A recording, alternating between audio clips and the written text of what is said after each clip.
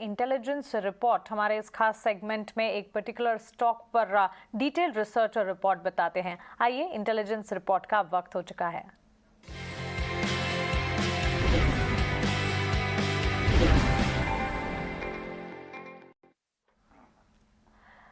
FY22 में कंपनियों के डेट में बड़े बदलाव आए हैं। कैसे डेट में कमी आई है, असेट साइज को लेकर क्या अपडेट्स हैं, इस पर ET Now स्वदेश की इंटेलिजेंस रिपोर्ट के साथ जुड़ गए हमारे सहयोगी सौमित बताएं, क्या है ये डिटेल रिसर्च? तो हमने अभी Q4 अर्निंग्स खत्म होने के बाद सारी कंपनीज की डेट नंबर्स हमें मालूम पड़ गए, तो हमने ब्लूमबर्ग टर्मिनल का इस्तेमाल किया, उसमें से BFSI कंपनीज को बाहर निकाल दिए। जितने भी कंपनीज हैं जिनके 1000 करोड़ से ज़्यादा के डेट है उनको इंक्लूड किया, और उसमें से जो टॉप 100 कंपनीज हैं मार्केट कैपिटलाइजेशन के हिसाब से उनका एक एनालिसिस किया, और उससे हमें ये मालूम पड़ा है कि जो टोटल डेट है इन 100 कंपनीज का वो करीब 7.5% से बढ़ चुका है। बड़ी चिंता वाली बात नहीं है, क्योंकि ये जो डेट बढ़ा है ये कैपिटल एक्सपेंडिचर बढ़ने के कारण, क्योंकि आप टोटल एसेट साइज अगर देखेंगे इन कंपनीज का तो वो 10% से बढ़ा है, और अगर लेवरेज की बात करते तो वो एक्चुअली कम हुआ है ऑन अ YOY बेसिस, क्योंकि जो एबिटा ग्रोथ हुआ है वो 27% हुआ है। इसी कारण अगर हम डेट टू एबिटा देखते हैं तो YOY बेसिस पे कम हुआ रहेगा।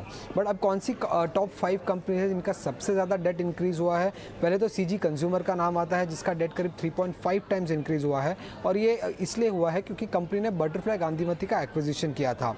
एंटरप्राइज की अगर हम बात करते हैं तो उनका डेट करीब 2.6 टाइम से बढ़ गया, और इसका रीज़न यही है कि कंपनी ने काफ़ी इन्वेस्टमेंट किए हैं नए फील्ड्स में, उनके से उनका कैपिटल एक्सपेंडिचर ज़्यादा था। इनफैक्ट अगर आप देखेंगे तो कंपनी का जो एसेट साइज़ है वो डबल हो चुका है FY22 में compare to last year. Balkrishna industries की अगर हम बात करते हैं तो उनका भी डेट करीब 2.5 टाइम से बढ़ गया है, और इसके पीछे का कारण हायर वर्किंग कैपिटल है, जिसकी वजह से कंपनी को एक 500 करोड़ का डेट लेना पड़ा था FY22 में।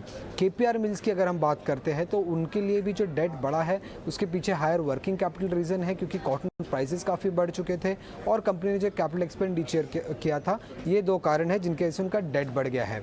और आखिर में अगर हम देखते हैं तो टाटा टेलीसर्विसेज का नाम आता है, जिसका डेट करीब 1.5 टाइम से बढ़ चुका है। अब इसके पीछे का रीज़न पहले तो ये है कि कंपनी कंटिन्यूसली लॉसेस कर रही है, जिनके वजह से जो हायर कॉस्ट की वजह से, तो एक हायर कॉस्ट पहला रीज़न रहा, और दूसरा रीज़न ये है कि जो कंपनी का जो इंटरेस्ट कॉस्ट है वो भी कैपिटलाइज हो रहा है, उसके कारण कंपनी का जो डेट है वो 1.5 टाइम्स बढ़ चुका है।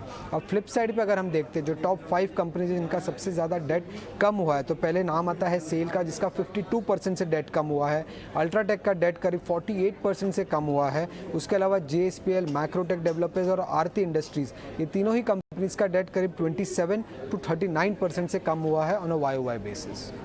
सौमित, शुक्रिया ये दमदार रिसर्च हम तक पहुंचाने के लिए। तो कर्ज में अगर बढ़ोतरी होती है, इसे ऑफकोर्स एक नेगेटिव साइन के तौर पर लिया जाता है, लेकिन यहाँ पर सौमित हमें ये समझाने की कोशिश कर रहे थे कि जिन कंपनियों के कर्ज में बढ़ोतरी भी हुई है उसके पीछे या तो acquisition, working capital requirement, capital expenditure, ये सारे रीजंस रहे जिसके चलते डेट में बढ़ोतरी होती हुई दिखी है। लेकिन ऑफकोर्स एक्विजिशन भी अगर हो रहा है तो कंपनी अपने कारोबार विस्तार प्लान्स को लेकर ही आगे बढ़ती हुई दिख रही है।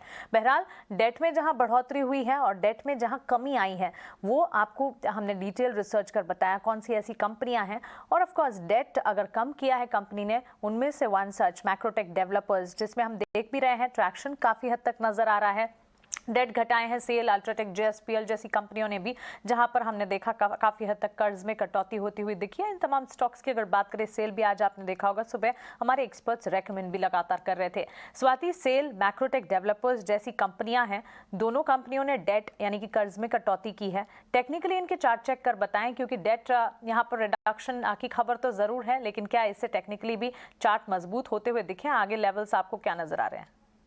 सेल की अगर बात करें तो डेफिनेटली अभी तक कोई हमें देखने नहीं मिल रहा है कि एक स्ट्रॉन्ग साइन ऑफ रिवर्सल, क्योंकि जिस हिसाब से सेलिंग प्रेशर हम लोग ने देखे 115-120 के लेवल से ऑलमोस्ट 70 तक ये गिरा है।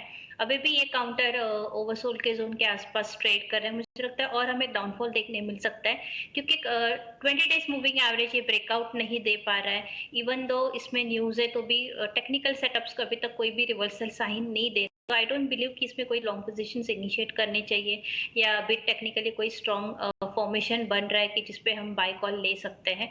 तो ये काउंटर में से आई विल सजेस्ट कि थोड़ा अवॉइड कीजिएगा।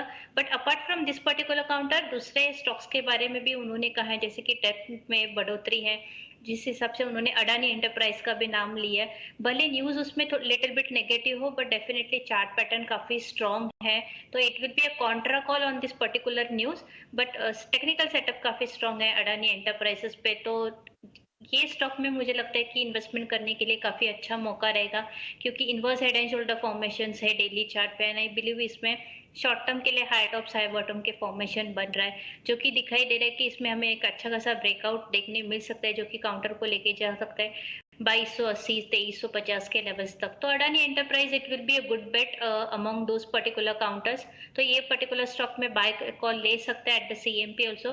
2100 का स्टॉप लॉस प्लेस कीजिएगा for immediate target of 2280 to 2300 levels.